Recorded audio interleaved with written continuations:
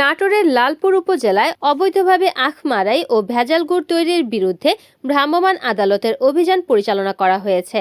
মঙ্গলবার 13 জানুয়ারি দুপুরে উপজেলার আব্দুলপুর নাগদা গ্রামের মৃত রফিকুল ইসলামের ছেলে জামাল হোসেনকে ভোক্তা অধিকারের অভিযানে 50,000 টাকা জরিমানা করা হয়।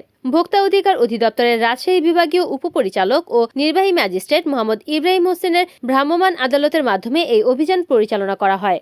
নির্বাহী ম্যাজিস্ট্রেট মোহাম্মদ ইব্রাহিম হোসেন জানান, অভিযানকালে ভোক্তা অধিকার সংরক্ষণ আইন 2009-এর 42 ধারায় একটি মামলায় মোট 50,000 টাকা অর্থদণ্ড প্রদান করা হয়েছে।